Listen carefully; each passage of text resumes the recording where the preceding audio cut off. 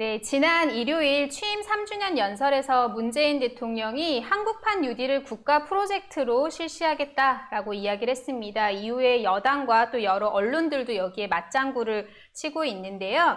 이 한국판 뉴딜 최근 정치권과 그리고 이 경제 문제에서 단연 화두인 것 같습니다. 오늘은 한국판 뉴딜 경제 위기의 해법이 될까라고 하는 주제로 토론회를 진행하겠습니다.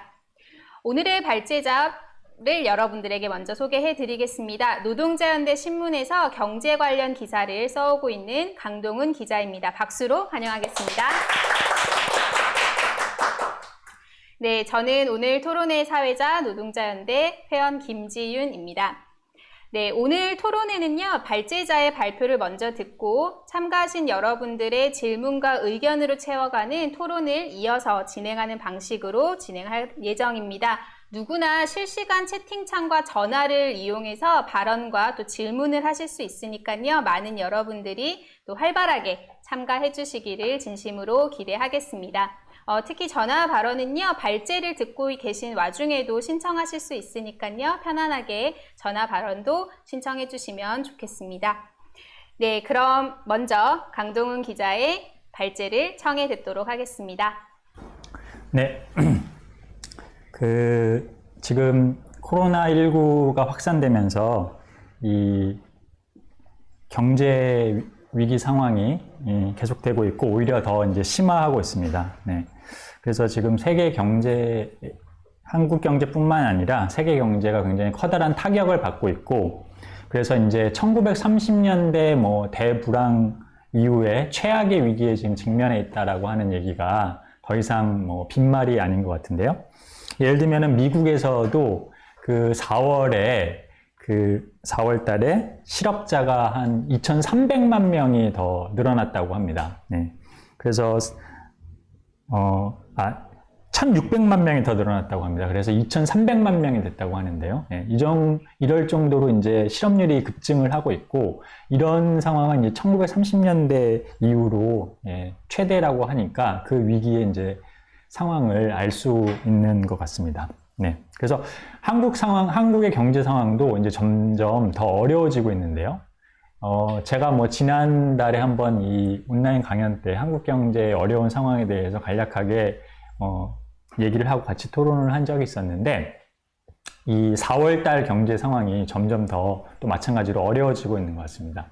네. 그래서 몇 가지 좀 그래프를 보고서 좀 설명을 드리고 싶은데요. 네. 이 보시면은, 이게 한국의 2020년 4월의 일자리 감소 상황을 보여주고 있습니다. 4월 달에 47만 6천 개의 일자리가 사라졌다. 그러니까 취업자 수가 그만큼 감소했다고 합니다. 이것은 1999년, 그러니까 외환위기 때, 99년 2월에 65만 개의 일자리가 사라진 이후에 최대 숫자라고 하는데요. 그런 상황을 이제 보면은 그 위기의 상황을 알 수가 있는 것이죠. 물론 이제 간략하게 좀 말씀을 드리면은 2009년에도 일자리 감소가 꽤 있었고, 이제 그때는 그런데 이제 이명박 정부가 당시, 공공근로라고 하는 형태로 좀 일자리를 공급을 해가지고 상대적으로 이제 그래프상에선 적게 나타나긴 하는데요. 아무튼 간에 이제 그런 위기의 지금 상황이 한국 경제에서도 다시 한번 덮쳐서, 이게 이제 특히 임시직, 일용직 노동자들이 대거 이제 일자리를 잃고 하는 이런 상황으로 지금 가고 있는 것이죠. 네, 그리고 이런 이제 대부분의 지금 일자리가 많은 경우가 그 서비스업 부분, 관광업이라든지 음식 숙박업이라든지 이런 곳에서 일자리를 많이 잃고 있는데, 이제 그런 것들이 또한 제조업으로도 위기가 확산이 되고 있는 것 같고, 그쪽에서도 이제 일자리 감소가 되고 있는 것 같습니다. 그래서 이제 한국 같은 경우에 특히 이 수출이 경제에서 차지하는 것이 굉장히 중요한데, 5월 10일까지 이제 상황을 보면 지난해 같은 기간보다 수출이 46%가 줄어들었다고 하고, 4월 달에도 굉장히 급속하게 수출이 줄어들었는데, 그때에도 한 수출이 24% 정도 줄어들었다고 합니다. 이런 것들이 이제 제조업에 또 굉장히 커다란 타격을 줄 거라는 점은 쉽게 알 수가 있겠죠. 그래서 이것 때문에 지금 한국 기업들이 굉장히 위기에 처해 있고, 그래서 정부에게 지금 계속해서 더 지원을 요청하고 있는 상황입니다. 그래서 예를 들면 그 한국 그 경총의 송경식 회장이라는 사람이 이렇게 얘기했어요.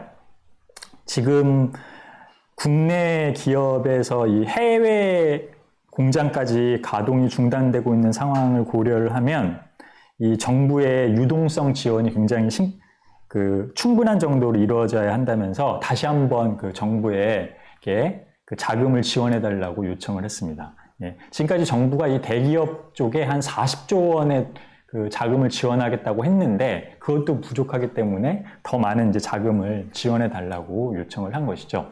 이런 상황을 보면은 이 경제 상황이 앞으로 계속 더 악화될 것이다 라고 하는 점도 또 알 수가 있는 것 같습니다. 이러다 보니까 그 문재인 정부에서 소위 이 위기 상황에 대처하기 위해서 그 한국판 뉴딜이라고 하는 것을 추진하겠다고 이제 발표를 했고, 얼마 전 그 5월 10일에 그 문재인 정부 그 취임 3주년 그 대국민 담화에서도 문재인이 다시 한번 이 한국판 뉴딜에 대해서 얘기를 했습니다. 이 뉴딜이라고 하는 얘기가 뭔가 이제 정부가 대규모로 경제에 좀 개입을 해서 뭐 일자리 창출이라든지 하는 이런 방향으로 나아가겠다라고 하는 그런 의미이기 때문에 이런 그 정책을 내놓은 것 같아요. 네. 근데 이제 이게 한국판 뉴딜이라고 하는 이름을 썼는데 사실은 그 역대 정부가 이런 비슷한 정책들을 많이 냈었고, 특히 문재인 정부 이전에 예를 들면 이제 노무현 정부 때 한국형 뉴딜이라는 이름으로 그 비슷한 정책을 추진한 바가 있어요. 또 정부가 뭐 그런 일자리 정책을 쓴다라고 하면서 그런 것들을 쓴 바가 있죠. 그래서 약간 문재인 정부가 이름을 바꿔서 한국판 뉴딜이라고 하는 그런 식으로 이름을 또 그 장명을 한 것 같습니다. 네. 그래서 이 한국판 뉴딜의 이제 내용에 대해서 좀 살펴봐야 될 것 같은데요. 네. 좀 그 그래프를 한번 보면서 얘기를 좀 더 하면요. 네. 그래서 보시면 좀 뭐 글씨가 작을 수도 있는데요. 그 문재인 정부가 내놓은 그 한국판 뉴딜의 핵심이 이 세 개의 정책인데, 그 중에 이제 첫 번째가 디지털 인프라 구축이라고 하는 것이 있고, 두 번째가 비대면 산업 육성, 그리고 세 번째가 사회 간접 자본 디지털화라고 하는 이렇게 세 개의 커다란 축으로 지금 현재까지 구성이 되어 있습니다. 물론 이 정책들의 자세한 내용은 아직까지 확정되지 않았고, 그래서 정부도 다음 달쯤에 구체적인 정책들을 내놓겠다 이렇게 이제 얘기를 하고 있어서 아직까지 뭐 이 구체적인 사항을 알 수는 없는데, 그러나 이제 정부가 내놓고 있는 그 몇 가지 예시들 이런 것들을 보면은 이 정책들의 그 내용을 대략을 파악할 수가 있습니다. 예를 들면은 이 디지털 인프라 구축 관련돼서 뭐 얘기하고 있는 게 뭐냐면 이런 거예요. 전기 통신 요금을 같은 걸 낸 기록들을 모아서 그 사람한테 신용 평가를 매겨서 그런 걸로 이제 금융권에서 돈을 대출받을 수 있는 그런 기반을 만들겠다. 뭐 하는 이런 것들도 있고요. 그 다음에 뭐 그 개인의 의료나 금융 정보를 모아가지고 이런 것들을 활용할 수 있게 하는 그런 기반을 또 만들겠다 하는 뭐 이런 정책들도 있고, 뭐 하는 뭐 교통 관련 뭐 빅데이터를 또 그 구축해가지고서 그런 것들을 활용할 수 있게 하겠다 하는 이런 뭐 여러 가지 정책들이 이 디지털 인프라 구축이라고 하는 명목으로 얘기가 되고 있습니다. 네. 그러면서 어쨌든 간에 이제 문재인 대통령 같은 경우에 그 5월 10일 날 그 대국민 담화를 할 때도 계속 강조했던 것이 일자리를 이제 강조를 했고, 그 일자리의 내용이 뭔가 데이터를 이제 수집하고 정리하고 하는 데에는 많은 일자리가 필요할 거다라는 식으로 이제 설명을 한 것이죠. 네. 그러면 그리고 이제 그것과 관련해서 좀 이 부분에 관련해서 몇 가지 좀 더 살펴보고 싶은 게 있는데, 그 다음 그래프를 한번 좀 더 보시면요. 그래서 문재인 정부가 이 최근에 추가로 그 일자리 창출 방안이라고 해서 이 한국형 뉴딜과 관련된 일자리 창출 방안을 이제 내놨는데, 뭐 제목 같은 걸로 보면은 뭐 150만 개 일자리 창출이라고 막 굉장히 거대하게 이제 뽑았는데 실제 추가로 만들어내겠다라고 이제 얘기하는 것은 한 55만 개 정도이고 그 중에서 한 40만 개 정도가 공공부문에서 만들겠다. 그리고 한 15만 개 정도는 뭐 민간 부분에서 일자리를 만드는 도록 이제 유도를 하겠다라고 하는 정책입니다. 네. 그런데 이 내용들을 가만히 살펴보면은 굉장히 단기 일자리, 쉽게 말하면 단기 아르바이트라고 하는 개념이 더 적절한 것 같아요. 네. 그래서 뭐 이런 건데요. 예를 들면은 컴퓨터를 이용해 가지고서 데이터를 입력하는 작업을 하는 걸로 공공부문에서 일자리를 뭐 10만 개를 만들겠다. 이런 이제 정책인 거예요. 그런데 사실 이런 일은 이미 민간 부문에서도 이런 비슷한 일들을 하고 있다고 하더라고요. 예, 그래서 민간 서비스 업체들, IT 업체들도 이런 일을 하고 있는데, 예를 들면은 그 정부 관계자가 예로 든 게 이런 건데, 그 디지털 지도를 만들 때 이렇게 차로 다니면서 이렇게 골목 같은 거 찍는 거 아시죠? 거기에서 그 사람들도 같이 찍히기 때문에 그 사람의 얼굴을 지워야 됩니다. 네, 그런 거를 이제 지워주고 하는 그런 일들을, 아르바이트를 하는 건데, 그거를 하면은 건당 뭐 몇십 원 이런 식으로 주는다는 거예요. 네. 그래서 어떤 그 한 사람이 실제 이런 소위 데이터를 정리하고 입력하는 일을 했는데, 그 회사에서 했던 게 건당 20원을 주는 일을 했고, 한 달 내내 일을 하면은 한 3만 건 정도 최대 일을 할 수가 있대요.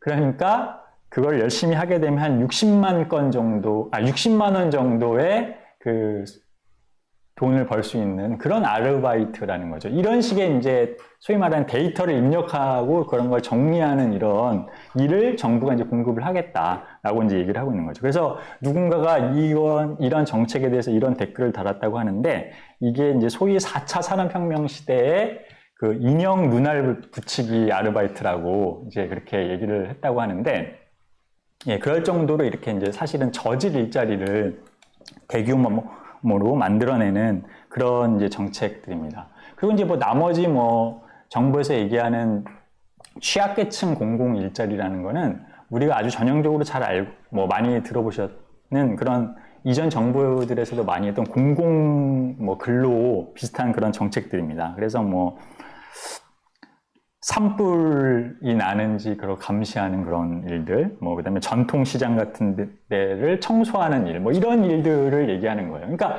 이 정책, 소위 이 정책이 문재인 정부의 그 한국판 뉴딜이라고 하는 정책이 말로는 뭐 디지털 뉴딜 이렇게 얘기를 하고 있는데, 실제 일들은 상당 부분이 그런 단기 아르바이트 일자리를 공급하는, 이전에 정부들이 공공근로 뭐 하는 이런 일자리하고 크게 다르지 않은 것들을 굉장히 거창하게 지금 포장하고 있다라고 하는 점에 대해서 일단 우리가 첫 번째 문제를 이제 지적을 할 수가 있을 것 같습니다. 네.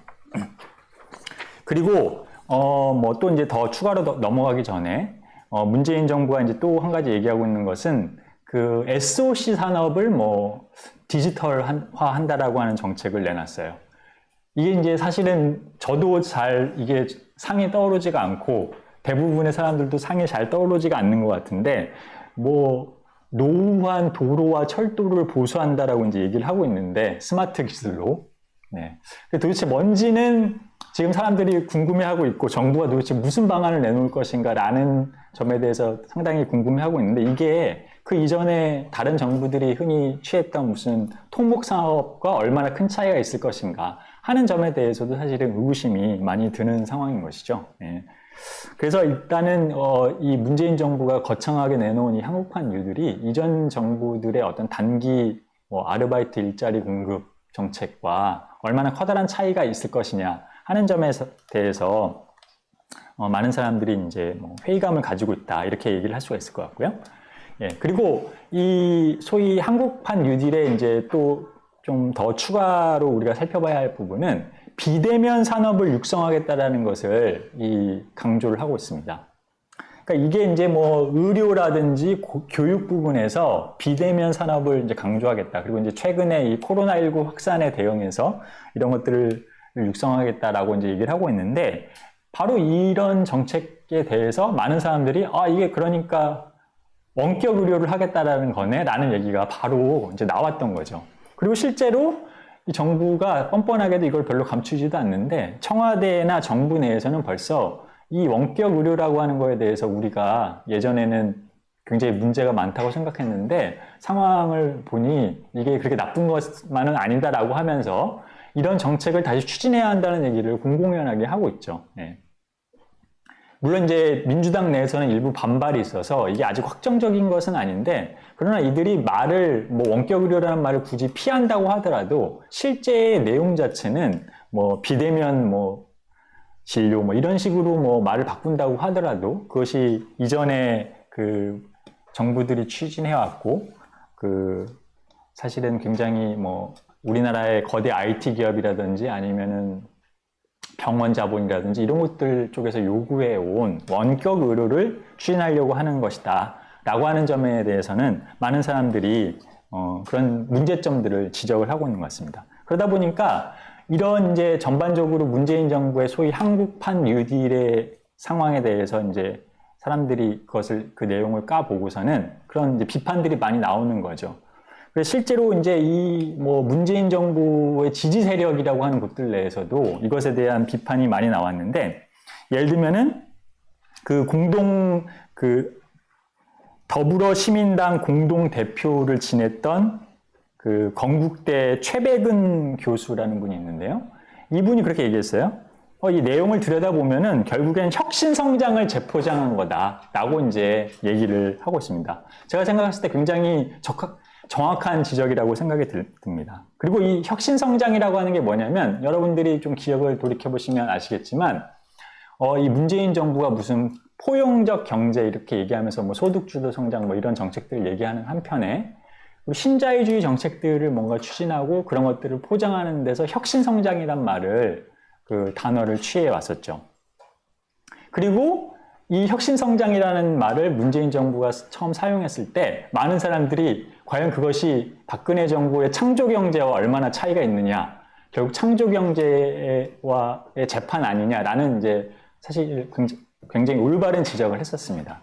그리고 그 창조경제라고 하는 것이 기본적으로 소위 4차 산업혁명론에 입각을 해서 정부가 뭔가 그런 혁신적인 산업 부분에 그 지원을 해서 경제 성장을 뭐 할 수 있게 만들겠다라고 하는 이런 정책들을 이제 내놓은 것이었는데, 그런 이제 떠들썩한 이 4차 산업혁명 논의와 연결된 그런 측면을 사실 문재인 정부 그대로 계승한 것이라고 얘기를 할 수가 있는 것이죠. 네. 그래서 이게 사실은 그 문재인 정부의 그런 어떤 신산업 성장 동력이라고 하는 측면에서 이 4차 산업혁명론 그리고 혁신성장 이런 것과 연결된 규제 완화 정책들이 지금도 계속 추진되고 있다라고 이제 얘기를 할 수가 있을 것 같습니다. 근데 물론 우리가 지금 이런 그 한국판 뉴딜을 얘기할 때 그런 점에 대해서 한번 생각을 해볼 수가 있습니다. 과연 이런 새로운 산업 분야에서의 혁신 성장이라고 하는 것이 실제 경제 성장을 끌어올릴 수 있을 것인가 하는 점에 대해서는 우리가 얘기를 해봐야겠죠. 근데 우리가 이 4차 산업혁명론이 굉장히 과대평가되어 있다라는 점에 대해서 우리가 얘기할 수 있을 뿐만 아니라 실제 이런 비슷한 그 신산업이라고 하는 논의가 2000년대 초반까지 그러니까 90년대 말, 2000년대 초반에도 꽤나 크게 퍼져 있었다라는 것을 알 수가 있어요. 기억을 돌이켜보시면. 그랬는데 그것이 실제로는 예를 들면 뭐 미국에서 IT 혁명 뭐 이런 얘기들이 막 있었는데 그것이 그 경제가 IT 거품이 꺼지면서 그런 새로운 성장 동력이라고 하는 환상은 많이 사라졌었죠. 그런데 다시 최근 들어서 소위 4차 산업혁명이라고 하는 비슷한 이름으로 그런 그 환상이 다시 자라나고 있는 것 같습니다. 네. 그래서 이 관련된 좀 그래프를 하나 더 보면요. 이게 이제 미국의 그 생산율 증가인데 그러니까 오히려 이 20년대부터 70년대까지 그 장기 호황기의 그 성장률과 그 다음에 이제 소위 2000년대, 90년대 후반 2000년대의 성장률을 비교해 보면 이 성장률이 실제로 굉장히 그 미미하다라는 걸, 최근의 성장률이 미미하다는 걸 알 수가 있죠. 그러니까 소위 신산업에서의 성장률이 굉장히 미미했다라고 하는 것을 이제 보여주는 것인데, 그래서 뭔가 새로운 IT 산업 분야에서의 혁신이라고 하는 것이 실제 이 자본의 어떤 생산성을 높이는 데 굉장히 한계가 있다라는 점을 보여준 것이죠. 그래서 일부 그 경제학자들이나 뭐 논평가들은 이런 기술 혁신에도 불구하고 왜 그 지속적인 어떤 생산성 향상이나 경제 성장이 어려운가, 이런 것들이 일종의 뭐 수수께끼다라고 이제 얘기를 하는 사람들도 있어요. 그런데 막스주의에서 보면은 사실 그런 것이죠. 기업이 새로운 기술 혁신을 위해서 기술 혁신을 하면 일시적으로 그 투자에서 더 많은 이윤을 얻을 수 있지만, 많은 경쟁 기업들이 비슷한 그런 기술들, 신기술들을 도입하게 되면 결국 그 이윤을 창출하는 부분은 새로운 그런 투자된 자본 부분이 아니라 노동력만이 새로운 이윤을 창출할 수 있기 때문에, 그런 부분에서 결국 상대적으로 이 노동력 부분이 더 그 투자가 적어지기 때문에 결국에는 일시적으로 몇몇 기업들이 더 많은 이윤을 얻을 수 있지만 경제 전체에서는 그 이윤을 더 얻어내는데 실패하게 된다라고 하는 부분으로 이제 막스주의는 그런 이윤율 저하라고 하는 부분을 설명을 해왔기 때문에, 그것이 이런 그 현상이 사실은 새로운 것도 아니라고 얘기를 할 수가 있을 것 같습니다. 그래서 아무튼 간에 이런 점들을 보면은 지금 뭐 문재인 정부가 굉장히 희망을 걸고 있는 혁신 성장 혹은 뭐 4차 산업혁명, 이런 것들이 어떤 새로운 그 경제 성장의 활로가 될 거다라고 하는 점도 환상이라고 우리가 또 얘기를 할 수가 있을 것 같습니다. 아무튼 이런 점들을 보면은 문재인 정부의 이 소위 그 한국판 뉴딜이라고 하는 것이 뭐 혁신 성장, 뭐 신자유주의적 규제 완화, 이런 것들과 그다음에 다른 한편에서는 단기 일자리 창출이라고 하는 이제 두 개의 축으로 구성이 되어 있는 것이기 때문에 이것이 실제 경제 성장에 큰 도움이 된다라고 생각하기는 좀 쉽지 않을 것 같아요. 네. 그리고 이것은 사실은 문재인 정부가 그 뉴딜이라고 이름 붙이는 것 자체에서도 굉장히 커다란 좀 한계, 그런 이름을 붙이는 것이 민망할 정도의 부분이 또 있기 때문에 경제 성장을 자극하는 데 굉장히 한계가 있을 것 같은데요. 네. 그 관련된 좀 다음 그래프를 한번 보면요. 이거는 뭐냐면 주요 국가들이 최근에 이 경제 위기 상황에서 정부의 재정 지출을 얼마나 늘렸는가 하는 부분입니다. 이게 물론 이제 4월 달까지의 그 그래프이기 때문에 좀 한계가 있긴 하지만 한국은 굉장히 적은 투자만을 하고 있다라는 거를 재정 지출을 하고 있다라는 걸 알 수가 있죠. 물론 지금 이제 앞으로 문재인 정부가 뭐 한국판 뉴딜을 하면서 추가로 돈을 더 투자하겠다고 얘기를 하고 있어요. 그리고 사실 얼마 전에 이 전 국민에게 이제 재난지원금을 주었던 돈도 추가할 수가 있겠죠. 그렇다고 하더라도 그 돈들을 다 합치면 한 50조 원 정도 될 것 같아요. 제가 이제 계산을 해보면.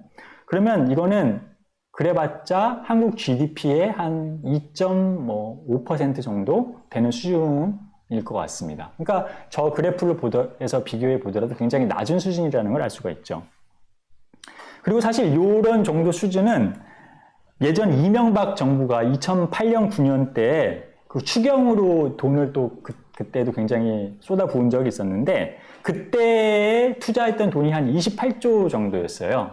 그때도 그 한국의 GDP로 비교를 해보면, 그 당시 GDP와 비교를 해보면 한 2.4% 정도 돈을 쓴 것이었습니다. 그러니까 문재인 정부가 뭐 거창하게 한국판 뉴딜을 얘기하고 있지만 사실은 투자라고 하는 것, 정부 투자라고 하는 것이 이명박 정부하고 큰 차이가 없는 것이라는 거죠. 지금까지 나온 계획들을 보면 이런 것들을 보더라도 문재인 정부의 어떤 이 정책이 커다란 효과를 내기는 것은 굉장히 어려울 것이다 라고 하는 점을 또 지적을 할 수가 있을 것 같습니다. 자, 끝으로 이제 몇 가지만 좀 더 얘기를 하고 싶은데요.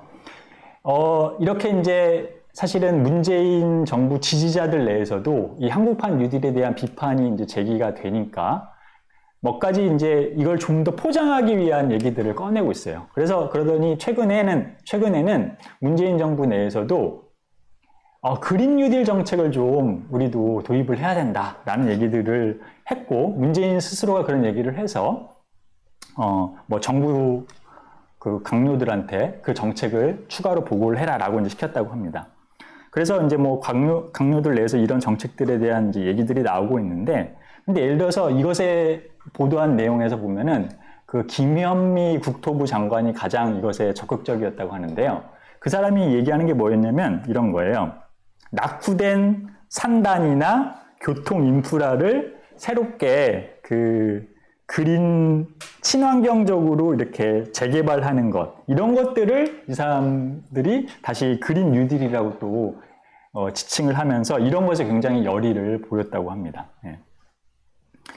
그리고 환경부가 나름대로 또 자기들 독자적으로 일자리 대책을 내놨는데, 거기에 보면은 그러면서 그것을 일종의 친환경 일자리라고 포장을 했어요. 근데 그 일자리의 내용을 보면 이런 겁니다. 층간소음에 관련된 그 상담 서비스를 하는 사람들. 그 다음, 요새 그 사람들이 많이 배달을 시켜 먹고 있는데 그 배달물에서 생긴 폐기물을 어떻게 분리해야 하는지 상담해 주는 사람들. 이런 사람들을 소위 그 친환경 일자리라고 지금 포장을 하고 있는 것이죠. 예.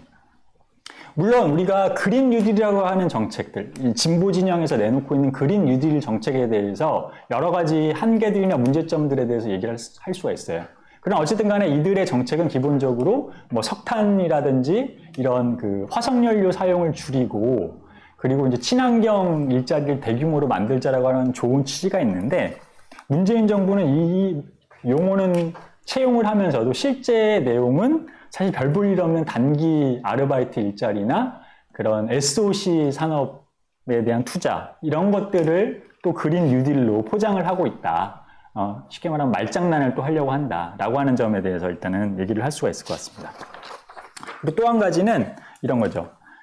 미국의 이제 뉴딜의 사례에 대해서 이제 몇몇 그 진보 진영에서 얘기를 하면서, 뉴딜이라고 하는 게 단지 공공투자만이 아니라, 노동조합에 대한 권리 보장이라든지 사회복지를 확대한 것이 있다.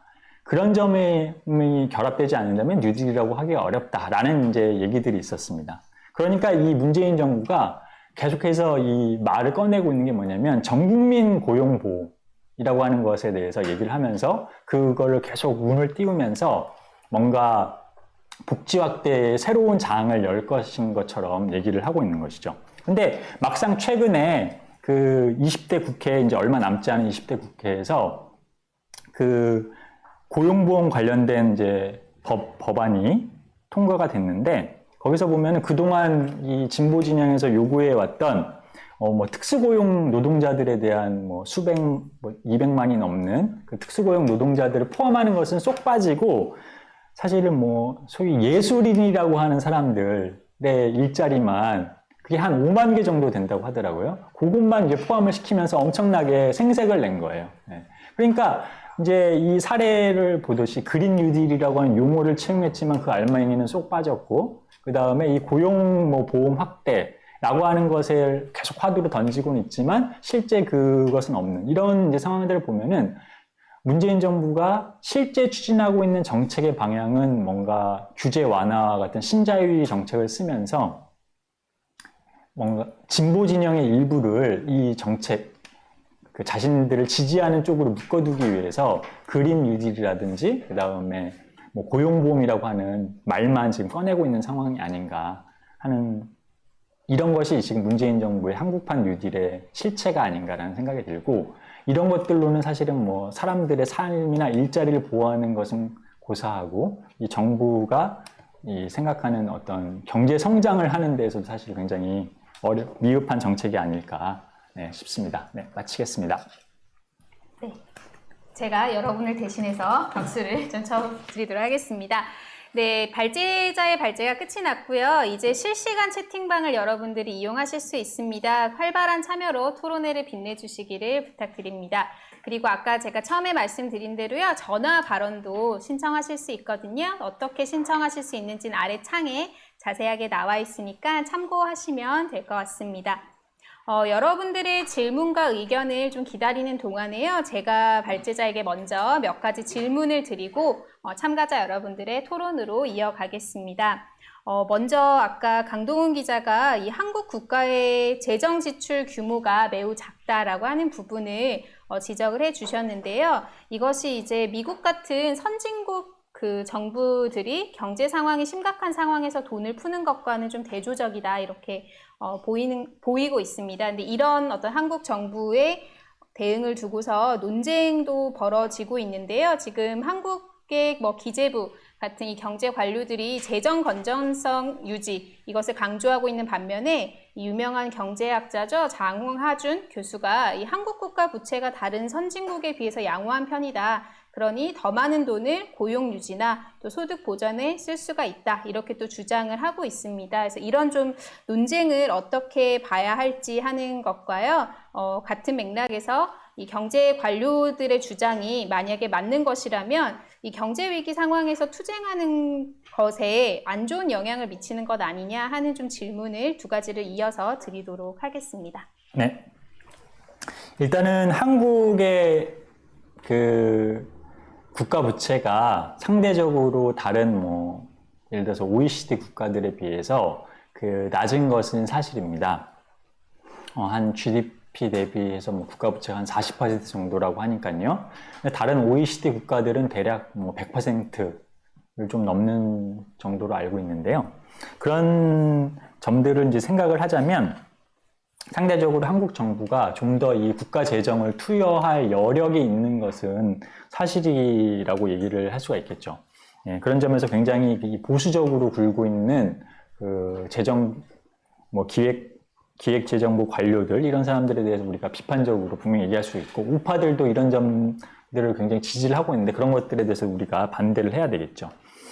그런데 또 이 한국 정부가 이 국가 부채를 마구 많이 늘릴 수 있는 상황이냐라고 하는 점에 대해서는 우리가 또 좀 별도로 생각은 해봐야 된다고 생각을 합니다. 한국은 물론 현재 상황으로 보자면 국가 부채 자체는 그렇게 크지는 않지만 예를 들면 기업 부채라든지 가계 부채가 꽤 높은 수준이라는 점도 우리가 또 같이 생각을 해야 돼요. 그런데 이런 부채들의 경우에 만약 경제 상황이 더 악화된다면 이런 부채들은 조만간 금융부채로 옮겨갈 수가 있고 그리고 또 다시 그 금융권이 취약해지면 결국 정부가 그 금융권을 살리기 위해서 그런 부채들을 다 결국 떠안게 되는 경우가 생기게 되는 것이죠. 예를 들면 이런 비슷한 과정이 예전에 그리스가 국가부채 위기가 터졌던 과정도 사실은 이런 것들이 이제 진행되면서 금융부채를 국가부채로 이제 메우게 되면서 이 국가부채가 급속하게 악화됐던 경험이 있는 것이죠. 그래서 한국의 경우에도 이런 위험성들이 사실은 있는 게 사실입니다. 그러다 보니까 이 한국의 경제가 특히 또 그런 데다가 해외 경제, 세계 경제하고 또 밀접하게 연결이 되어 있다 보니까 이게 조금만 잘못하게 되면 환율 위기라든지 이런 것들로 이제 퍼질 수가 있는 거고 그런 위험성들을 지금 실제 국가 관료들이 꽤나 걱정하고 있다라고 하는 점은 사실 어느 정도 합리적인 또 측면이 있는 것이죠. 예. 그렇기 때문에 이 부분에서 우리가 이 국가 재정을 어느 정도 고려해서 그 결론이 국가 재정을 고려해서 우리가 그러니까 요구를 해야 된다라고 하는 것으로 그치는 것이 아니라 이게 지금 이 자본주의 체제가 가하는 이 한계 부분에서 우리가 국가에게 무언가를 요구하고 하는 것에 한계가 있다는 점을 보여주는 거라고 생각을 합니다. 네. 그러니까 이런 점들을 우리가 고려를 한다면 우리 이 노동계급의 어떤 처우를 지키기 위해서 국가에게 재정을 더 많이 풀라라고 일자리와 삶을 지키기 위해서 더 많이 풀라고 요구를 하면서도 그렇게 가해지는 그 국가 재정의 위기나 이런 것들을 통해서 사회 위기가 더욱 심화될 때 어떻게 이 자본주의 사회 자체를 근본에서 변혁하는 그런 운동으로 나아갈 것인가 하는 이런 관점으로까지 연결해야만 우리가 이런 문제들에 대해서 그 한계에 갇히지 않고 사람들의 삶과 일자리를 지키는 그런 대안을 내놓을 수 있지 않을까. 네, 일단 그렇게 답변을 드리고 싶습니다. 네. 네, 그러면 좀 오늘 주제인 이 경제 위기와 관련해서 질문을 조금 더 이어가 보도록 하겠습니다. 발제 후반부에 그 이윤율 저하에 대해서 좀 언급을 해주셨는데요. 이런 질문을 할 수도 있을 것 같아요. 이 막수주의 분석에서 이윤율 저하라고 하는 이것을 회복하기 위해서는 자본의 가치가 파괴돼야 한다라고 하는 이야기를 하는데요. 그런데 이제 뉴딜을 통해서 경기 부양책을 펴게 되면은 오히려 자본 파괴가 되지 않고 그래서 경제가 더 어려워지는 것은 아니냐라는 이런 질문도 제기될 수 있을 것 같습니다. 그래서 이 질문에 대한 답변을 좀 부탁드리겠습니다. 네. 그렇죠. 이게 이제 그 분명히 어떤 자본주의 자체로 보면 굉장히 딜레마를 준 게 맞는 것 같습니다. 예. 그러니까 뭐냐면은 근데 이거는 이제 어찌 보면 이런 거죠. 국가 경쟁력이나 뭐 기업 경쟁력이라고 하는 측면에서 보자면 그 자본주의 국가가 필연적으로 이 경제에 개입하게 되는 하나의 논리 뭐 이유가 되는 것이죠. 예. 이 자본주의 사회가 이제 발전해 오면서 거대 기업들이 그 각국 경제를 이제 그리고 세계 경제에서도 주름 잡는 이런 이제 체제가 되다 보니까 각국 정부가 자국의 이 경제의 이 완전한 막 파산과 혼란을 막기 위해서 이 거대 기업들을 지원하는 일에 나설 수밖에 없는 이제 처지가 되는 거죠. 그런데 이것이 또 막수주의적인 그 설명으로 보자면 이 자본주의 경제가 불황을 극복하기 위해서는 결국에는 이 자본이 파괴가 되고 다시 이윤율이 회복되는 과정이 있어야 하는데 이런 것들을 국가가 이제 개입을 해서 경기 부양책을 쓰고 기업을 지원하는 정책을 씀으로써 이런 것들이 멈춰지는 일이 이제 벌어지게 되는 것이죠. 그러나 이제 아까도 말씀드렸듯이 국가로서는 자국의 어떤 경쟁력 그리고 산업을 보호하기 위해서 그 자국의 대기업들을 또 지키는데 나서는 이런 상황들이 이제 벌어지게 되고 그러다 보니까 사실은 이 경제 위기가 빨리 끝나지 않고 위기가 이제 계속 질질 끄는 이런 상황이 이제 벌어지는 것 같습니다. 그렇기 때문에 이것은 한편으로 보면 자본주의 국가가 경제에 개입했을 때 그 경제를 성장시키거나 회복시키는 데에서의 한계로 나타나는 것이죠. 예. 그렇기 때문에 이 국가가 기업을 지원하는 방식으로 이 위기를 완전히 끝내는 것이 쉽지가 않고, 그리고 우리가 어떤 외국과의 그런 경쟁을 위해서 자국의 산업 경쟁력이나 기업 경쟁력을 생각을 하고 그런 속에서 노동자들의 어떤 처지를 개선하는 방안을 찾아 나가야 된다라고 생각을 하게 되면 이것이 금방 한계에 부딪힌다라는 점을 우리가 이제 보여주는 것 같고 따라서 전적으로 우리가 좀 그 어떤 기업 지원을 통한 이 경제 살리기, 즉 자본주의 경제 살리기라는 측면이 아니라 노동자들의 어떤 삶과 일자리를 지키는 문제에 좀 더 집중을 해야만 하는 때가 아닌가라는 그런 점들을 오히려 우리가 결론으로 좀 도출해야 되는 거 아닌가라는 생각이 듭니다. 네. 네, 답변 감사합니다. 지금 참가 중이신 여러분들 누구나 채팅과 또 전화 발언을 통해서 질문과 의견 남길 수 있는 거 다 알고 계시죠? 그래서 적극적으로 또 부담 없이 참여해 주시기를 부탁드리겠습니다. 지금 전화 발언을 신청해 주신 분이 계셔서요. 바로 연결하도록 하겠습니다. 네, 여보세요? 여보세요? 네, 발언 부탁드리겠습니다. 네. 저 노동자연대 회원인 정선영이라고 합니다. 발언 발제 되게 잘 들었고요. 저도 이제 한 가지 좀 드리고 싶은 것은, 이 정부가 이런 지금 기업들한테 막대한 돈을 퍼주고 하는 이런 재정을 마련하기 위해서 또 이제 최근에 재정 지출을 줄여야 된다 하면서 이제 각 부서들한테 10%씩 재정 지출을 삭감하라는 지금 걸 내렸다 그래요. 그래서 서울대병원에서도 이제 재정 지출을 줄여야 된다 하는 식의 이야기들이 있었는데, 그러니까 일종의 그런 극복한 뉴딜 이런 이야기를 하면서 돈을 많이 푸는 듯이 말을 하면서도 사실상은 균형재정 논리에 굉장히 집착을 하고 있고 이런 것 때문에 사실상 그런 긴축적인 방향에서 재정 삭감을 하는 이런 일들도 벌이고 있다는 점도 이제 이야기를 하고 싶습니다.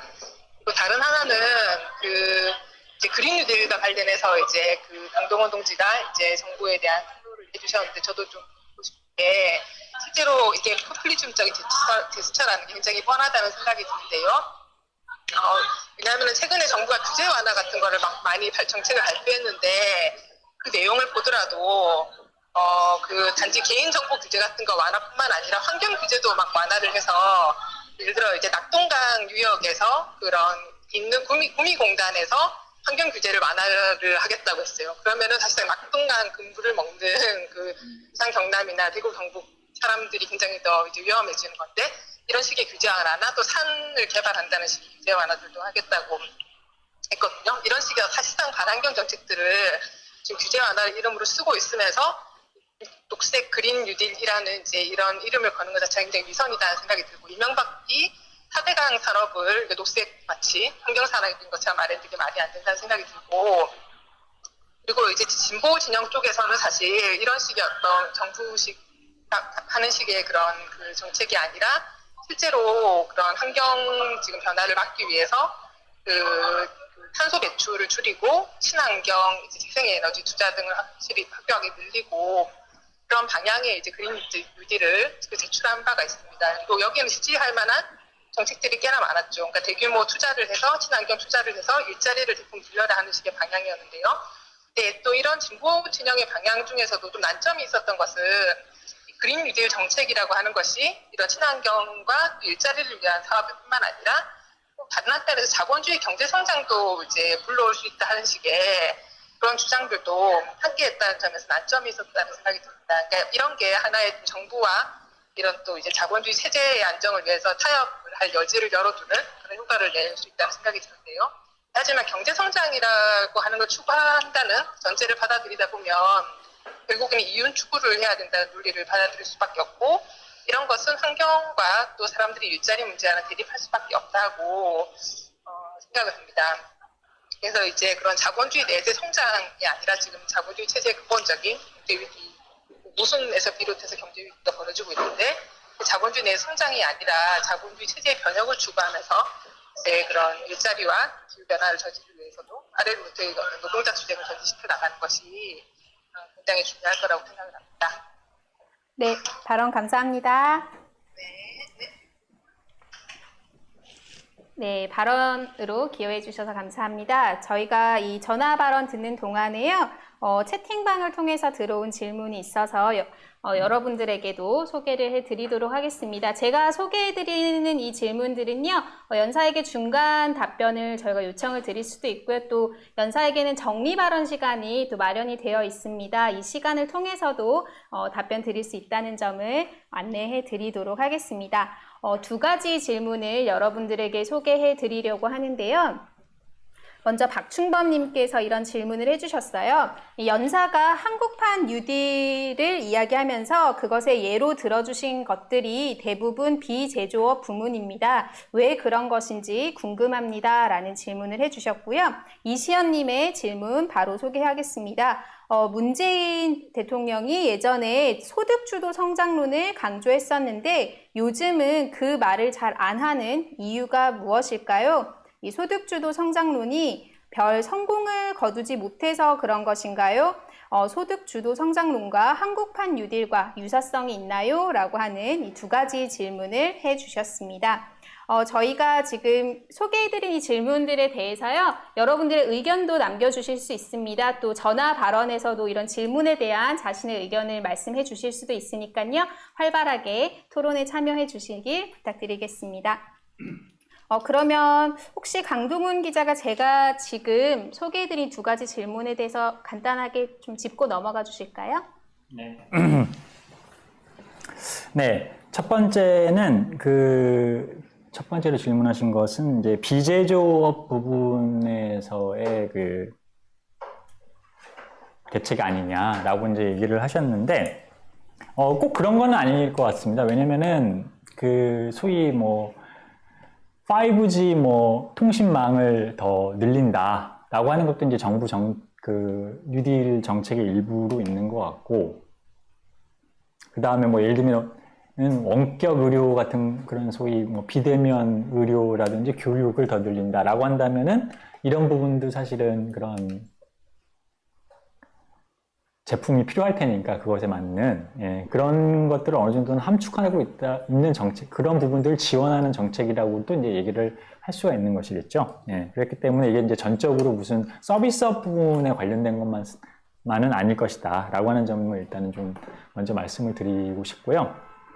또 다른 한편에서는 이것과 직접적으로 연결되는 것은 아니지만 어쨌든 지금 문재인 정부에서 그 기간 산업을 계속 뭐 유지하고 지원하겠다라고 하는 정책을 이 한국판 뉴딜 이전에 이미 내놨고, 아까 뭐 제가 말씀드렸듯이 뭐 수십조 원을 이 부분에 투자한다라는 것들, 지원한다라는 것들을 얘기를 했는데, 그 부분들에서는 상당한 구조조정은 또 정부가 추진할 나름대로 생각이 있을 것 같아요. 그러다 보니까 일단은 그런 식으로 뭐 대규모로 구조조정하는 것을 뉴딜이라고 포장하지는 않을 것 같고, 그러다 보니까 그런 부분들이 이 정책에서는 많이 빠져 있는 것이 아닌가 하는 생각이 듭니다. 그러나 어쨌든 간에 이 뭐 지금 정부가 내놓고 있는 정책이 전적으로 서비스업 관련된 부분만은 아니다라고 하는 점을 좀 말씀을 드릴 수 있을 것 같고요. 그다음에 그 소득주도 성장론이 이제 많이 사라졌고 라고 이제 말씀하셨는데, 제가 생각했을 때도 그런 것 같아요. 그러니까 이것이 그동안 문재인 정부가 나름 그 집권 초기에는 이걸 엄청나게 떠들썩하게 막 홍보를 하고 내세웠지만 실제 이것의 성과가 굉장히 미미했고, 그러다 보니까 정부 스스로가 뭐 우리는 뭐 소득주도 성장론을 포기한 것은 아니다라고 말은 하고 있지만, 그러나 실제로는 뭐 예를 들면 최저임금 정책이라든지 뭐 그 공공부문의 비정규직 정규직화 정책이라든지 이런 것들이 다 굉장히 미흡하다 보니까 더 이상 이런 정책들을 이제 내놓는 것을 꺼리고, 오히려 이런 것들을 계속 그 정부가 유지를 하게 되면 그런 부분에서의 어떤 노동자들의 요구나 투쟁 이런 것들을 좀 더 또 고무할 수 있기 때문에 이제 이런 말들은 다 빼고 있는 것이 아닌가 라고 하는 생각이 들고요. 그럼에도 지금 문재인 정부는 아까도 제가 말씀드렸듯이 뭐 전국민 고용보험이라든지 이런 정책들을 계속 내놓으면서 뭔가 자기네들이 그런 복지 확대에 굉장히 열의가 있고 진중하다라는 식으로 그런 것들을 내놓으면서 진보 진영의 일부를 이 정부를 지지하는 쪽으로 이렇게 묶어두려고 하는 이런 꼼수는 계속 쓰고 있는 것 같다라고 하는 점을 우리가 좀 볼 수 있을 것 같고, 그런 점들이 이제 뭐 이전 상황과 좀 유사한 측면이 아닌가, 이렇게 좀 답변을 드릴 수 있을 것 같습니다. 네, 감사합니다. 지금 채팅방을 보니까요, 아무래도 오늘 이제 제목이 한국판 뉴딜인데요. 그렇다면 이제 원조 뉴딜이 있지 않겠습니까? 그 뉴딜에 대해서 이제 좀 얘기가 되면서 미국의 뉴딜에 대한 그 관심도 덩달아 같이 좀 커지고 있는 것 같아요. 그래서 채팅방에 그 이재영님께서 남겨주신 질문을 좀 소개해 드리려고 하는데요. 아마 미국 뉴딜과 미국 뉴딜 이후에 미국의 노동운동 상황에 관련한 질문을 좀 한국의 전망에 비춰서 해주신 것 같습니다. 1930년대 미국 뉴딜 때부터 미국 노조 지도자들이 민주당에 의존하기 시작했다고 들었습니다. 또 그 과정에서 공산당이 계급 협력을 중시하면서 큰 역할을 했다고 알고 있습니다. 그와 관련해서 현재 한국 노동운동의 전망이 궁금한데요. 민주노총 지도부가 사회적 대화 같은 계급 협력을 하고 싶어하는 듯하고, 또 정의당이나 민중당 같은 이런 정당들도 이 협력을 강조하는 것 같습니다. 이 미국처럼 한국 노동운동도 되면 어떡하나 하는 이런 걱정도 막연하게 드신다고 하는데요. 좀 한국 노동운동의 전망, 뉴딜 문제와 한국 노동운동의 전망이 어떻게 될지를 좀 같이 질문을 해 주셨습니다. 노동자연대 이번 신문에요, 미국 뉴딜에 대한 그 경험을 좀 더 자세하게 다룬 기사가 실려 있거든요. 그래서 여러분들께서 나중에 토론회가 끝나고 이 기사를 또 참조를 해 보셔도 굉장히 유익하지 않을까 강력하게 추천을 드리겠습니다. 지금 저희가 채팅 질문을 여러분들한테 좀 소개를 몇 가지를 해드렸고요. 여러분들의 좀 참여를 계속해서 고무를 하도록 하겠습니다. 혹시 지금 미국 뉴딜 문제에 대해서도 또 한번 질문이 나왔는데 혹시 강동훈 기자가 얘기해 주실 게 있으면 덧붙여 주셔도 좋을 것 같습니다. 네. 네.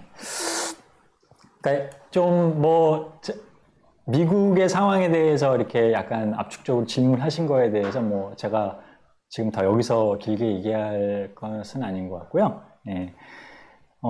그런 비슷한 과정이 진행이 됐던 것은 사실이고, 네. 근데 이제 최근에 저는 이 정의당이라든지 민주노총이라든지 이런 것들에 대한 좀 얘기들만 조금 하고 싶은데, 예를 들면 이런 거예요. 정의당 같은 경우에 그 정부에서 이 한국판 뉴딜을 얘기하면서 그린 뉴딜을 포함시켜야 된다라는 것들이 이제 정부에서 논의가 되니까 이것에 대해서 일단은 환영하는 논평을 냈어요. 네, 환영을 하면서 그러나 지금 정부의 그린 뉴딜이라고 하는 것이 굉장히 알맹이가 엉성하니까 그런 걸 잘 채워 넣어야 된다라는 식의 그런 성명을 낸 거죠. 그러면서 그런 일에 앞으로 정의당이 협력하겠다라는 식으로 그렇게 이제 성명을 낸 것이고, 마찬가지로 예를 들면 민주노총도 그 정부의 그 뉴딜이 한국판 뉴딜이 실제 이 뉴딜과 거리가 멀다라는 식의 성명을 냈습니다. 그렇게 냈는데, 그런데 거기에다가 제일 끝에 결론이 뭐였냐면, 그러니까 빨리 그 민주노총과 사회적 대화를 하는 데 나서라 라는 식의 이제 얘기들을 한 것이죠. 네. 그러니까 한편에서는 이 주요 그런 노동계 조직들이 다 문재인 정부의 이 정책에 대한 비판을 얘기를 하면서도 결국에는 그들과의 협력 혹은 사회적 대화 이런 것들을 지금 얘기를 하고 있는 상황이에요. 네. 이렇게 이제 정부에 계속 그런 협력하는 태도를 취하다 보니까 사실은 이 실제 문재인 정부의 한계를 비판하고 대안을 내놓는 부분에서는 굉장히 취약해질 수밖에 없지 않는가. 특히 노동자 운동을 활성화시키고 그것을 통해서 정부와 투쟁을 하고 어떤 대안을 만들어내는 부분에서는 계속 그 한계를 지금 내는 상황이 지속이 되고 있다. 일단 여기까지 말씀을 드릴 수 있을 것 같습니다. 네, 네, 감사합니다. 지금 아까 방금 제가 드린 질문에 대한 좀 반응인 것 같아서요. 간략하게 소개를 하나 드리고요. 그 다음에 발제에서도 이야기됐던 부분을 조금 더 질문을 하나 더 드린 후에 전화 발언 신청해 주신 분이 계셔서요. 전화 연결도 하도록 하겠습니다. 전화 발언 신청해 주시면요. 3분 동안 질문과 의견 주장 자유롭게 하실 수 있다는 점 다시 한번 안내 드리겠습니다. 임준영 님께서요. 아까 이윤율 회복을 위해서 그 자본 파괴 그 문제에 대한 좀 의견을 남겨주신 것 같고요.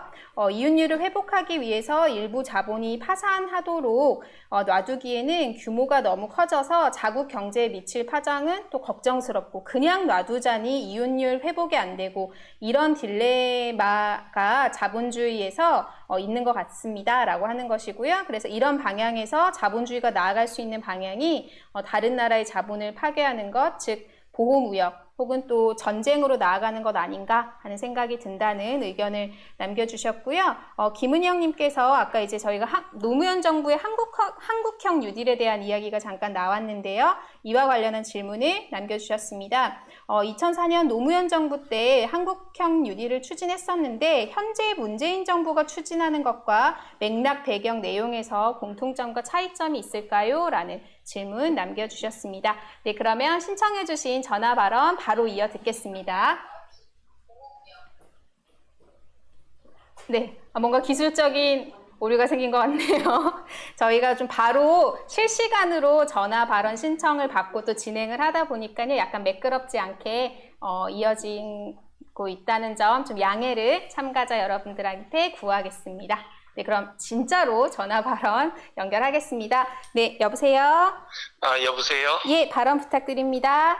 네, 저는 최일봉이라고 하고요. 네.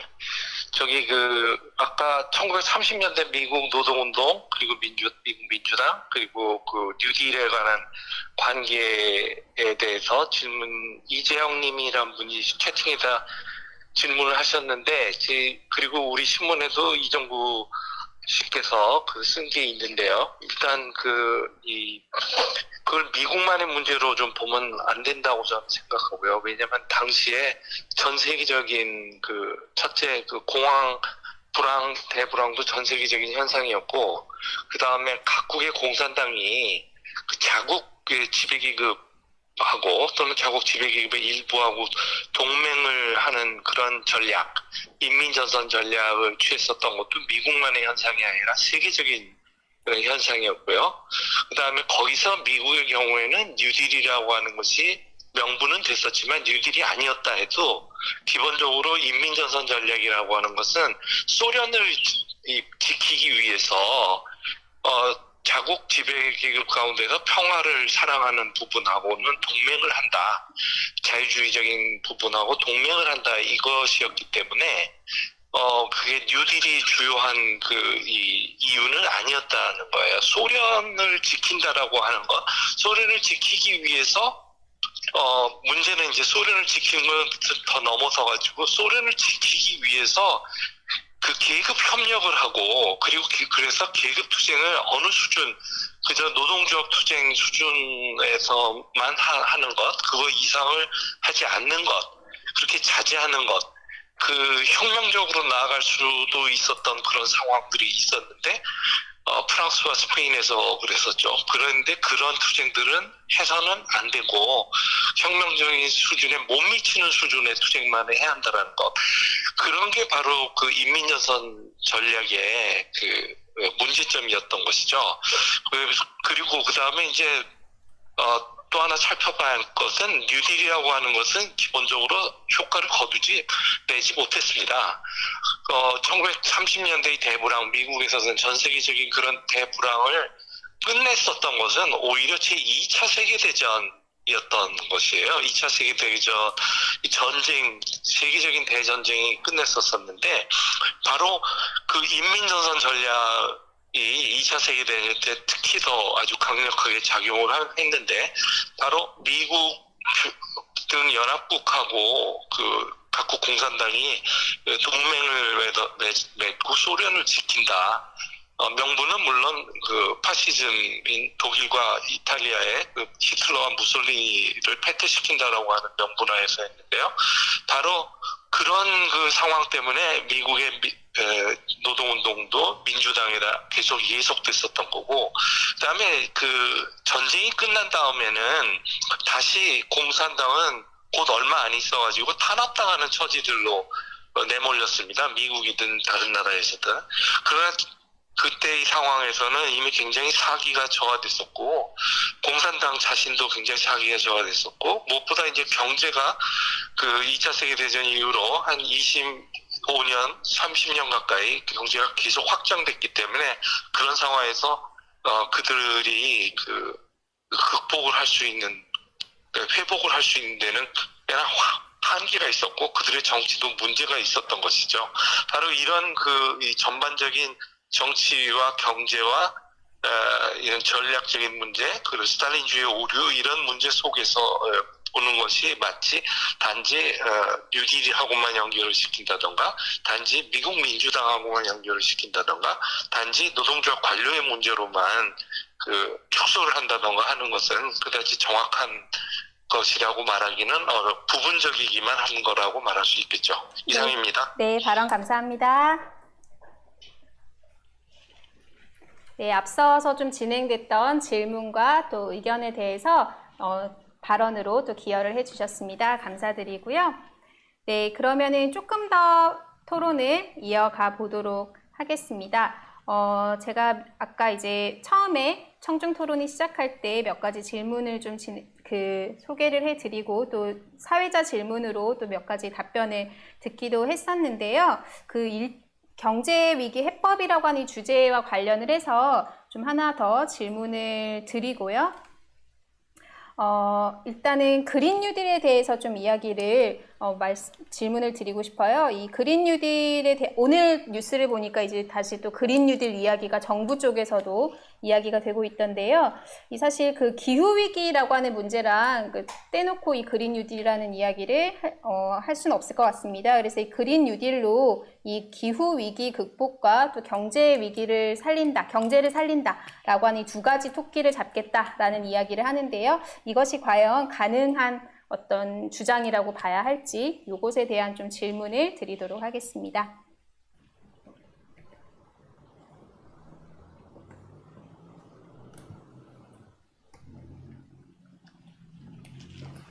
네, 답변해 주시면 될 것 같아요. 네, 아까도 잠깐 이제 말씀을 드렸는데, 일단은 뭐, 문재인 정부에서 지금 말하고 있는 얘기하고 있는 그린 뉴딜이 그런 진보 진영에서 얘기하고 있는 것과 완전히 차이가 있다. 그리고 아까 한 분이 전화로도 이제 말씀을 해주셨는데, 사실 뭐, 이명박 정부가 말했던 무슨 녹색 성장이 굉장히 실제 어떤 기후변화를 대처하는 그런 문제나 친환경적인 것과는 거리가 멀었던 것과 마찬가지로 사실 문재인 정부의 이 그린 뉴딜을 언급하고 있는 것이 알맹이는 굉장히 빠져있는 상황이다 라고 하는 점에 대해서는 이제 저도 먼저 지적을 해야 될 것 같고요. 그럼에도 이제 진보 진영이 제기하고 있는 이 그린 뉴딜을 과연 그렇다면 해법이 될 수 있을까 하는 것에 대해서 이제 질문을 하신 것 같은데요.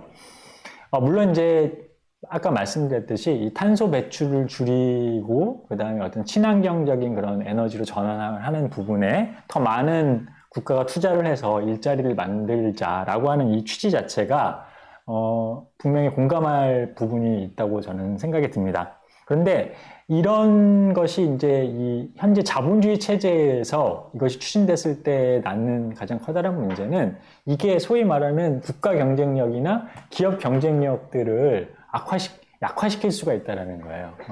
그러니까 그래서 뭐 예를 들어서 그린 뉴딜을 하기 위해서 더 비싼 그런 에너지원을 써야 된다. 그래서 뭐 쉽게 말하면 석탄 발전보다 더 비싼 돈을 들여서 전기를 생산하는 것을 써야 한다라고 한다면 그게 바로 이 산업 경쟁력을 갉아먹는다라고 생각할 수밖에 없고 그런 것이 어느 지점에서는 충돌할 수밖에 없는 거겠죠. 그러니까 한편에서는 성장을 해야 한다는 측면과 다른 한편에서는 어떤 기후 위기에 대처해야 한다는 측면이 결국엔 그런 이윤 논리 때문에 어느 지점에서 충돌을 하게 된다라는 것이고 그리고 특히 이게 한 국가만 이렇게 예를 들면 우리나라만 이 그린 뉴딜을 열심히 하게 되면 다른 나라들에 비해서 이 경쟁력이 떨어지기 때문에 당장 이런 그런 기업주들의 어떤 반발을 살 수가 있는 문제이기 때문에 이게 이제 이 정책을 추진하는 데 한계가 있을 수밖에 없다. 이것이 바로 이제 이 자본주의 사회에서 그린 뉴딜 정책을 추진하는 것에서의 한계 이런 점들이 아닐까 싶습니다. 네. 답변 감사합니다. 그러면 제가 조금 더 이어서 질문을 하도록 하겠습니다. 앞서서 이제 뭐 협력, 합의 이런 이야기들이 발제나 또 발언을 통해서도 몇 번 언급이 되었었는데요. 요거 관련해서 제가 좀 이어서 질문을 드리고자 합니다. 최근에 이 한국판 뉴딜에 관련한 이 보도들을 보면요. 특히 이제 경향신문이나 한겨레 등을 보면 이 뉴딜을 제대로 하려면 정부와 사용자 그리고 노동자 즉 이 제3자가 이 새로운 사회적 합의를 이루는 것이 중요하다라는 이런 보도를 좀 자주 접할 수가 있습니다. 그래서 이렇게 주장이 이어지는 것 같은데요. 이 기업 없이 고용이 없고 고용 없는 기업은 무의미하기 때문에 노사정, 이 3자가 대타협하는 것이 필요하다라는 식의 주장입니다. 좀 이런 주장에 대해서는 저희가 또 어떻게 보면 좋을지 발제자의 좀 의견을 듣겠습니다. 저요? 좀 또 얘기해야 돼요? 네. 네. 네. 일단은 이제 뭐 노사정이 협력을 해야 된다라는 이런 이제 주장인 건데, 그리고 이거의 이제 기본 전제를 생각을 하면은 아까 뭐 질문의 내용에도 들어있지만 어차피 기업이 있어야만 일자리를 만들어낼 수 있는 거 아니냐라고 하는 전제가 있고, 그렇다고 한다면 결국에는 기업과 노동자들이 뭔가 일정한 타협을 해야 되는 거 아니냐라는 이제 논리가 성립이 되는 거겠죠. 예. 근데 이제 이런 질문 자체가 굉장히 제가 생각했을 때는 근시야를 가진 그런 질문이라고 생각이 듭니다. 무슨 말이냐면은, 기업이 있어야만 일자리가 있다라는 거는 이 자본주의 사회의 특징인 것이죠. 예. 그러니까 이 자본주의 사회가 계속 지속이 된다라고 하는 것을 전제로 한 뭔가 질문이라고 얘기를 할 수가 있는 거예요. 그러니까 자본주의 사회 이전에 사람들은 다 일을 하면서 생계를 꾸리고 먹고 살았는데 그때는 기업이 없었죠. 그리고 제가 생각했을 때는 자본주의를 뛰어넘는 사회에서는 또 마찬가지로 사람들이 기업에 꼭 고용돼서 하고 일자리를 갖는 것은 아닌 사회가 저는 만들어질 수 있다고 생각을 합니다. 예. 그런데 우리가 이제 이런 기업을 전제하고, 그러면 기업이라고 하는 것은 필연적으로 이윤을 획득하기 위해서 그런 자신의 사업을 꾸리는 것이니까요. 그러면 거기에 이제 맞춰서 결국 노동자들이 자신들의 어떤 처우가 종속돼야 된다라고 하는 이런 논리이기 때문에 그런 주장이 우리가 맞서야만 근본에서 이 노동자들의 어떤 삶을 지키는 그런 대안을 내놓을 수 있을 것이다라고 이제 생각이 들고요. 뭐 약간 뭐 이것과 직접적으로 상관없는 얘기일 수도 있는데 그런 제가 뭐 얘기가 있더라고요. 그 슬라보의 지젝이라고 하는 제가 그 사람 지젝이라고 하는 철학자를 잘 모르는데 그 사람이 이제 그런 얘기를 했다고 하더라고요. 많은 영화들이 인류의 멸망을 다루는 그런 것들을 다루는데 그런데 막상 자본주의가 멸망하는 것에 대해서는 사람들의 상상력이 거기까지는 작동하지 않는다는 거예요. 네. 저는 굉장히 그 어떤 한 측면을 잘 찔렀다고 생각을 하는데, 특히나 이 자본주의 사회를 살고 있는 많은 사람들이 이 자본주의가 뭐 영속적인 것인 것처럼 전제하고 있는 그런 부분들에 대해서 우리가 도전을 할 필요도 있다고 생각을 하고, 그런 한계를 갖는다면 결국에는 기업과 타협을 해야 한다는 것이 어쩔 수 없는 귀결이 아닐까 싶기도 한데, 어쨌든 그래서는 이 우리의 삶을 지키는 것에서 한계가 있을 수밖에 없다는 점을 또 우리가 주장을 해야 될 것 같습니다. 네. 네, 답변 감사드립니다. 오늘 제가 좀 많은 질문들을 발제자에게 중간중간 답변을 해주실 거를 요청을 드렸는데요. 매 질문마다 간결하고 또 성실하게 답변해 주셔서 감사드리고요. 그러나 여기서 강동훈 기자의 발언이 끝난 것은 아닙니다. 정리 발언이 또 남아있다는 거 여러분들한테 말씀을 드릴 텐데요. 강동훈 기자의 정리 발언 듣기 전에요. 여러분들한테 몇 가지 안내 말씀을 드리고자 합니다.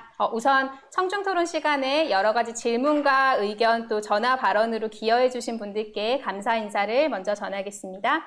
오늘 그 미국 뉴딜에 대해서 지금 몇 번 이야기가 나왔었는데요. 이 미국 뉴딜의 경험에 대한 그 기사가 실려 있고요. 또 코로나19와 전염병 관련 기사 같은 다양한 지금 우리가 꼭 알아야 할 다양한 현안들에 대해서 여러 쟁점이 실려 있는 노동자연대 신문 322호가 새롭게 나왔습니다. 노동자연대 신문은요. 정기 구독을 여러분이 하실 수 있습니다. 그리고 알림이를 설치하시면 모든 기사를 빠짐없이 또 실시간으로 보실 수 있습니다. 아마 지금 여러분이 보시는 화면 하단에 어떻게 알림이를 설치하실 수 있는지 알림 광고가 나가고 있을 테니까요. 이 광고를 참조하셔서 알림이 설치하시기를 추천드리겠습니다. 또 오늘의 토론회가 하셨다면 지금 시청을 하고 계신 이 유튜브 채널이 바로 노동자연대 유튜브 채널입니다. 그래서 유튜브 채널에 좋아요와 구독을 눌러주시고요. 또 알림 설정도 잊지 마시기를 바랍니다. 이렇게 유튜브 채널에 한번 들어가 보시면요. 지난번에 진행됐던 정말 꿀잼 토론 영상들도 다시 보실 수 있으니까요. 여러분들께서 많은 관심 보내주시기를 호소드리겠습니다. 네, 그럼 이제 정말로 강동훈 기자의 정리 발언을 정해 듣겠습니다. 네. 네, 사실 뭐 제가 아까 질문에 대답들을 하면서 좀 많이 얘기를 했기 때문에 정리 발언을 길게 할 것은 없을 것 같고요. 몇 가지만 말씀을 드리면은 일단은 아까 미국의 사례에 대해서 좀 전화로 좋은 발언을 해주신 것은 사실 뭐 저도 많이 배웠고 그런 점에 대해서 좀 감사하다고 말씀을 드리고 싶고 좀 뭐 이 주제에서 제가 직접 다룰 수가 또 없었기 때문에 좀 그런 한계가 있었는데 그런 점들에 대해서 더 자세히 설명을 해주신 것 같고요. 네, 그리고 이제 추가로 좀 더 얘기를 하고 싶은 것은 그런 점이 있습니다. 지금 뭐 우리가 이 문재인 정부가 추진하고 있는 그 정책의 한계점에 대해서 이제 얘기를 하면서 제가 지적을 하고자 했던 것이 이게 뭐 말로는 뉴딜이라고 얘기를 하고 있지만 실제 그것이 뉴딜인지도 잘 모르겠고 실제로는 굉장히 어떤 신자유주의적인 규제 그 완화 정책에 그다음에 아주 일부의 그 단기 일자리 정책들을 결합한 정도다. 그렇기 때문에 실제 어떤 경제를 부양하는 효과도 그렇게 크지 않을 것 같다는 점에 대해서 일단 제가 먼저 지적을 했고요. 그러나 이제 아까 뭐 다른 분들도 얘기를 하셨지만 이 미국의 뉴딜 정책이라고 하는 것도 근본에서는 그 경제를 살리는 부분에서 실패를 했었고 그래서 뭐 우리가 다른 기사들이나 이런 데서도 지적을 했지만 뭐 미국 그 루즈벨트 정부가 1937년에 다시 재정 지출을 조금 줄이려고 했더니 굉장히 심각한 경제 불황이 다시 한번 또 찾아왔다는 이런 경험들을 보건데 이 뉴딜 정부의 어떤 개입 정책으로 경제를 살리는 것에도 굉장히 한계가 있다라고 하는 점에 대해서도 이제 또 우리가 얘기를 해야 될 것 같습니다. 예. 그런데다가 최근에 이제 또 좀 지적을 해야 될 것은 그럼에도 이런 정책들의 한계가 특히 이제 문재인 정부의 정책의 한계가 이렇게 굉장히 두드러지는데도 여전히 뭐 민주노총이라든지 정의당이라든지 이렇게 한국 그 노동계의 주요 그 조직들이 정부에 이제 협력적인 태도를 취하고 있어서 이런 정책의 한계 그리고 최근에 이 코로나 위기나 경제 위기로 이 많은 사람들이 이 고통을 받고 있는 상황에서도 이 어떤 저항의 목소리라든지 이런 것들이 지금 제대로 잘 못 내고 있는 상황인 것 같아요. 그래서 특히 이런 문제들에 대해서 이 문재인 정부의 그런 한계에 대해서 폭로를 하고 그리고 우리가 이 사람들의 삶을 지키는 대안들을 계속 내놓는 것들을 지금 우리가 더 열심히 해야 되는 때가 아닌가 싶고 그런 부분들을 위해서 지금 이런 뭐 역사적인 사례뿐만 아니라 현 정부의 정책들 이런 것들에 대해서 좀 더 세밀하게 주장을 할 수 있도록 우리가 준비를 해야 되지 않나 싶습니다. 네, 마치겠습니다. 네, 오랜 시간 기여해주신 발제자 강도훈 기자와 또 함께해주신 참가자 모든 여러분 감사 인사 다시 한번 전하겠습니다. 그럼 건강한 모습으로 다음에 다시 뵙겠습니다. 감사합니다.